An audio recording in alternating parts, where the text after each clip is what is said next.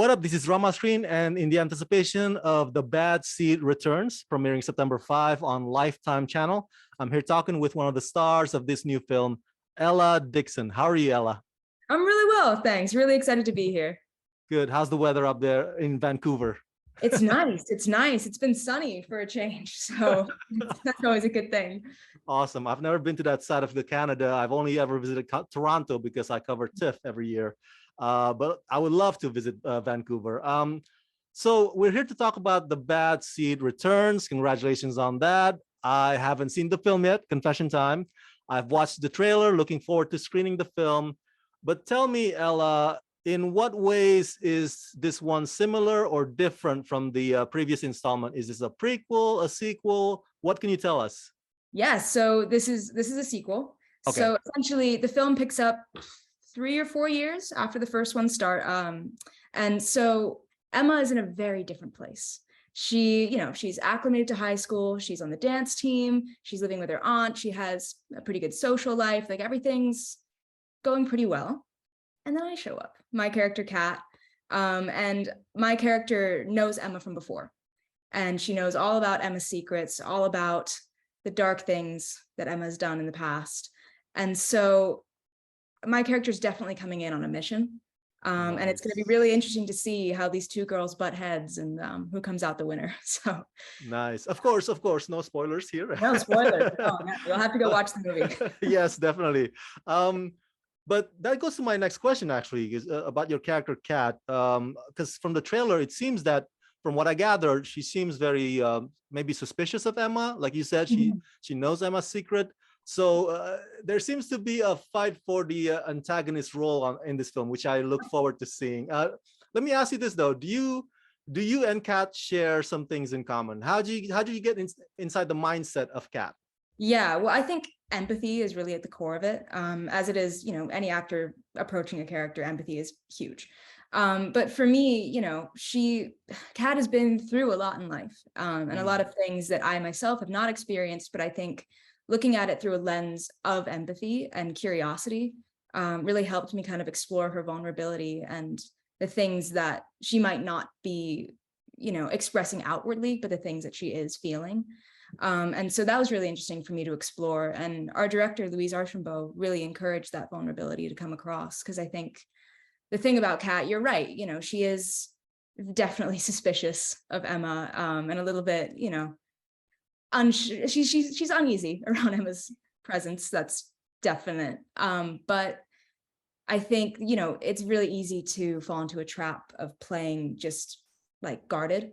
So Louise really encouraged us all actually to really lean into that vulnerability and kind of play the two against each other, which was really fun. I'm curious, how did you get on board this project? Did you beat out a big competition in audition for the role of Kat? When people ask me this, it's always so funny. It really was not a long audition process. Like I got the email just for the self-tape. I did the tape maybe like a couple days after Halloween. And a couple weeks went by, and I was at Disneyland with my dad when I got the call. So that was nice. It definitely, it was a little more magic to the call. But yeah, it was literally one self-tape and then I got a call. So very lucky on that one, because I know, there've definitely been some stories that I've heard where it's gone on for months, but that wasn't the case. So wow, that's awesome. Now I'm going to ask you the question that you've probably gotten 1,000 times now. What's it like working with Mckenna Grace? I mean, that girl is just everywhere these days, including last year's Ghostbusters Afterlife. She's one of the most in-demand young actors in Hollywood today. How was your experience working with Mckenna, especially when the cameras were not rolling? Yeah, no, oh my God, love Mckenna. She's so amazing, both like an actor, obviously, like you watch anything she's ever done and that's very apparent, but just as a person too, like I remember my first day on set was about halfway through the shoot, and I remember coming in and just immediately feeling at home. Like she just was so sweet, and just such a great scene partner too, like really kind of being supportive like off camera, because we do have quite like a tense relationship. Our characters have a tense relationship, but like as soon as we stopped rolling, we'd, be goofing around, like, stealing blueberries off set and playing like little games and stuff. Like I remember it was the last day of filming and we wrapped like a week before Christmas, I think. And so the crew had like an ugly sweater competition that day. Nice. And it was awesome. And one of the camera ops came in and he had like this sweater with like a target on the back and like these ping pong balls with Velcro on them. So like all day, everyone was playing these games of like who could hit the target the most with the ping pong balls. And I remember Mckenna and I went head to head one time and I don't remember who won, but it was really fun, like just goofing around and having a good time. So yeah. Well, I would bet on either of you to win it. Definitely. That's very generous of you. Now, for my fans to get to know you a little bit better, since you are quite the newcomer in this business, up and coming, if you will, for my fans to get to know you, what inspired you to want to become an actress? Did you wake up one morning and said, you know what? I've decided that I want to do this for my career. I mean, how did that come to be?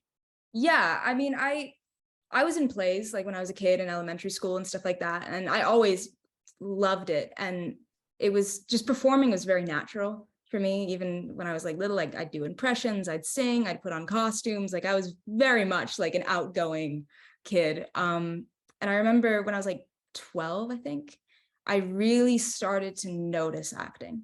Like other people's performances, I was captivated by how people could transform and watching people kind of like meld themselves into different roles. And in particular, Tatiana Maslany in Orphan Black was I love her. That was the show where I was like, okay, I want to do that. Whatever she's doing, I want to be a part of that. And I had the opportunity to meet her and talk to her at 12, and she's just the loveliest human. And it was really inspiring for me just to hear, what she had to say and talking about acting, talking about the school play I was in and, hearing her perspective on playing different characters. And then like the next day I saw Hamilton. So it was kind of like, I was asking for it, like really, like it was just the perfect storm. But yeah, no, I haven't looked back. So. People always tell me like, oh my God, I love She-Hulk series. And I tell them like, yeah, that's cool, but have you seen Orphan Black? Come on now.